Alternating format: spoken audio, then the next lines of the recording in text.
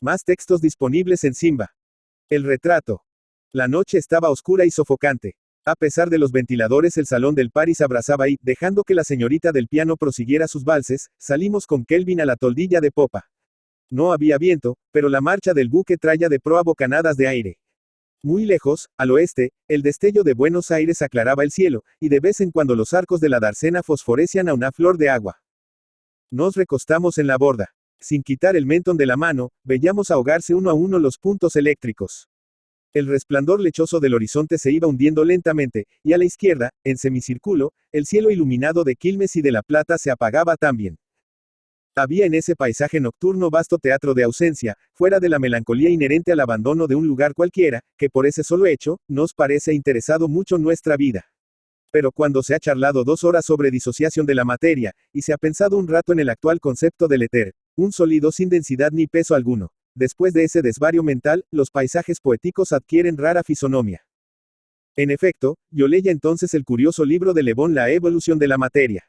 Había visto en él cosas tan peregrinas como la antedicha definición del éter, y el constante aniquilamiento de la materia que se desmenuza sin cesar con tan espantosa violencia, que sus partículas se proyectan en el espacio con una velocidad de 100.000 kilómetros por segundo. Y muchas cosas más. Le Bon prueba allí, o pretende probar, que la incesante desmaterialización del radio es general a todos los cuerpos. De donde, millón de siglos más o menos, la materia volverá a la nada de que ha salido. Se comprende así que la negra noche, y el último destello sobre el horizonte de las ciudades muertas, nos provocaran ideas concomitantes de inutilidad, aniquilamiento irreparable y tumba en el éter. Tanto más fácil no será eso cuanto que Kelvin conoce el libro de Le Bon. Su apellido, desde luego, me había llamado la atención, a mí que salía de Buenos Aires muy intrigado con la evolución de la materia. Lord Kelvin, uno de los más ilustres físicos contemporáneos, es quien en efecto ha dado la extraordinaria definición del éter sideral e interatómico, es un sólido elástico, sin densidad ni peso, que llena todo el espacio. Rudyard Kelvin, había exclamado yo al oír su nombre en la mesa, la casualidad nos había sentado uno al lado del otro. Permítame la indiscreción, ¿sería usted pariente de Kelvin, el célebre? No, señor, me respondió. Mi familia es inglesa, y aun de la misma ciudad que mi sabio homónimo, pero no tengo parentesco alguno con él. Supe así que mi nuevo conocido, educado en Inglaterra, vivía en Buenos Aires desde 10 meses atrás.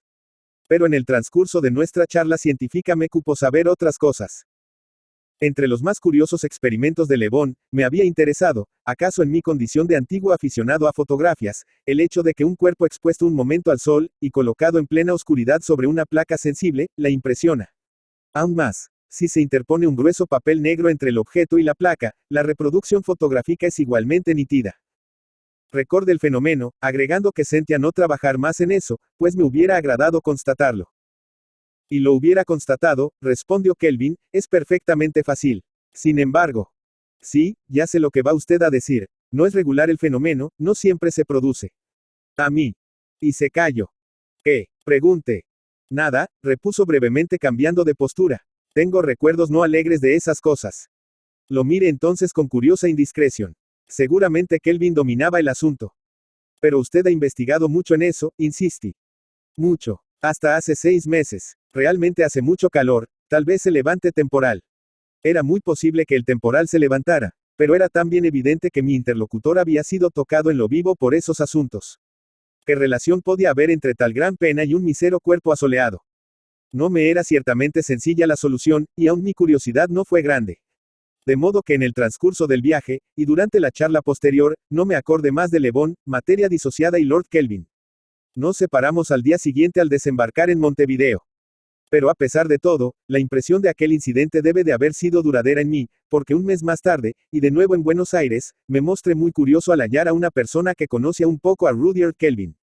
Supe que mi amigo de una noche había investigado hondamente lo que llamaríamos magia negra de la luz, rayos catódicos, rayos X, rayos ultravioleta y demás.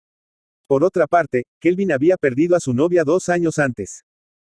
Como en otra ocasión, no pude hilvanar lógicamente la muerte de su prometida con la radioactividad de una piedra asoleada.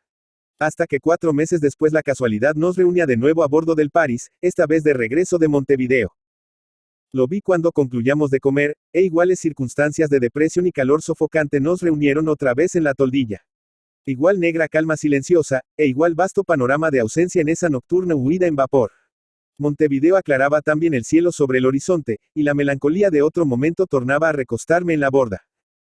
Y supe la historia. No sé si inspira a Kelvin esa confianza ciega que suele arrancarnos de golpe un individuo al que apenas conocemos, por un detalle cualquiera, el modo de mirar, la manera de cerrar los labios, la brevedad de una respuesta. ¿Acaso haya influido también el té o whisky que en la raza inglesa remedia a tan alto grado la depresión atmosférica? Su tensión sentimental puede haberlo justificado. De todos modos, Rudyard Kelvin me hizo el honor de contarme esta extraña historia. Usted quedó intrigado la primera vez, con los fenómenos de fotografía de que hablamos, ¿no es cierto? Y sobre todo porque le había hecho entrever un drama en todo eso, ¿no es verdad también? Sí, sí, usted quiere saber por qué y cómo la placa sensible. Oigan, yo habitaba entonces en Epsom, y desde que había llegado de Londres vivía huroneando sombríamente entre bobinas, pantallas de sulfuro y espectroscopios. Creo haber sido de los primeros en observar el fenómeno de emisión de rayos especiales en los cuerpos asoleados. Pasé días enteros en la oscuridad impresionando placas, sin otro resultado que constatar la irregularidad del fenómeno, como le dije la otra vez. Le Bon abandonó por igual motivo. No era eso solo. Vea, aquí entre los dedos. Ve, sí, tuve 3 meses los dedos ulcerados. Son los rayos X después, una tarde. No le he dicho nada aún. Yo tenía una novia, Edith. En fin, usted sabe cómo se quiere a la novia, ¿no es eso?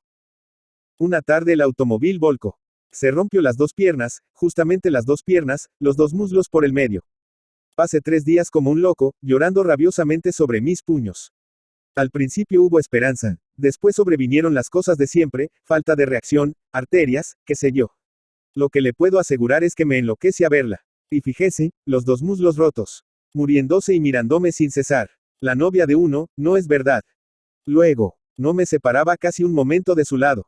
Y no me miraba sino a mí. No podía hablar, pero esa mirada dilatada, fija en mí, sin ver a sus padres, ni a sus hermanos, ni a nadie. Usted comprende, al morir hablo.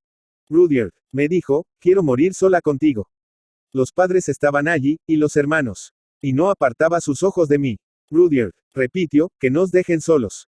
Quiero morir contigo. Su voz, ronca. Usted ha oído esa ronquera de la voz cuando se muere, y nos llaman pesadamente, insistentemente con esa voz. Rudyard, morir contigo. Ah, y nadie más existe afuera de mí. Se fueron todos, y quedé con ella, en mis brazos.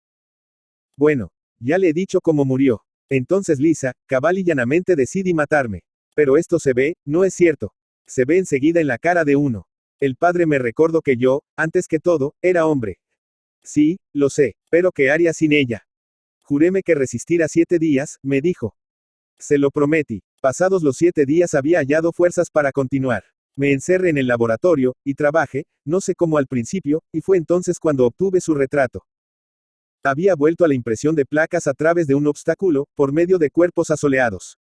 Una mañana caí en la cuenta de que el ojo humano podría perfectamente, como un cuerpo cualquiera, impresionar la gelatina.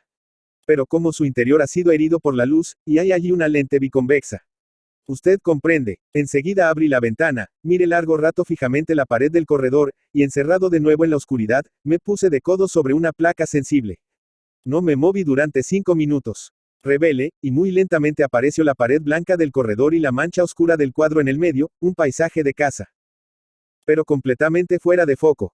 Ni el iris ni el cristalino podían ajustarse en la oscuridad. Recurrí a la luz roja, y entonces el resultado fue preciso. Pero en esos días leí que en Estados Unidos el experimento se había hecho ya. Y que días esos, sin embargo. Cuando volvía bruscamente en mí. Usted sabe, esa sensación de súbita pesadilla. Ya no vivía más. Nunca, nunca más la vería. Bueno, no sé ni le podría decir por qué se me ocurrió ese absurdo. Fíjese, dispuse una placa sensible, y durante media hora tuve mis ojos en ella, pensando en Edith con cuánto desesperado amor me desbordaba del alma. La bella allí, me miraba, la mirada de amor que se recuerda sobre todas las cosas, ¿verdad? Fíjese en esto, al revelar la placa apareció su imagen. Usted ve, me temblaban las manos. La bella, a ella, me miraba sonriendo apenas, como siempre que nos mirábamos de cerca. Era un perfecto retrato. Fije e imprimí volando. Era ella misma. ¡Qué locura de dolor! La besé. No es cierto. No sé cómo no me mate esa vez. En fin, durante 1 mes, 2 meses, obtuve todos los días su retrato. Luego, cada 3 o 4. Una tarde entré en el laboratorio, después de 15 días de abandono, y repetí el experimento. La vi, era ella siempre, siempre mirándome. Pero sobre el rostro había un velo blanquecino que en vano trate de corregir. Los ojos, sobre todo, un velo pálido que nublaba su mirada. Un mes después, solamente un mes después, me acordé de nuevo de verla. Dispuse la placa, la miré más largamente que antes, y la vi muerta. Estaba muerta, usted comprende. Los ojos cerrados, hundidos, la boca entreabierta, muerta completamente. Y entonces, solo entonces comprendí que ya había dejado de quererla. Kelvin calló, y recostándose en la borda, fijó los ojos en el cielo de Montevideo que un lechoso destello aclaraba aún. Por mi parte, confieso que había olvidado el aspecto científico del fenómeno. A pesar de todo, le dije al rato, me parece que usted ha vuelto a quererla. No me respondió. Yo, en su lugar, repetiría el experimento, continué. Esta vez se volvió, sentándose de nuevo con una sacudida de hombros. ¿Para qué? Repuso. Hace 6 meses lo repetí. Estaba a mi lado un muchacho de casa que me arreglaba el laboratorio. El chico me preguntó qué iba a hacer. Le dije que miraría fijamente. Revele y su imagen, la de Edith, apareció nítida, sonriente, radiante de vida. Pero con los ojos dirigidos al muchacho.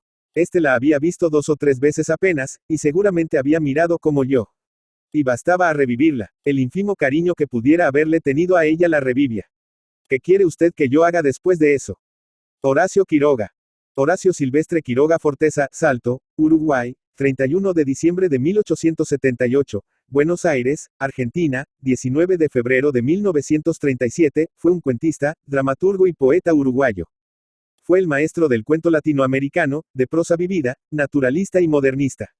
Sus relatos, que a menudo retratan a la naturaleza bajo rasgos temibles y horrorosos, y como enemiga del ser humano, le valieron ser comparado con el estadounidense Edgar Allan Poe.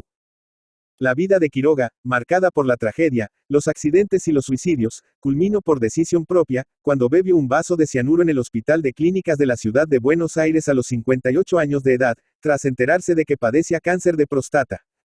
Seguidor de la escuela modernista fundada por Rubén Darío y obsesivo lector de Edgar Allan Poe y Guy de Maupassant, Quiroga se sintió atraído por temas que abarcaban los aspectos más extraños de la naturaleza, a menudo teñidos de horror, enfermedad y sufrimiento para los seres humanos.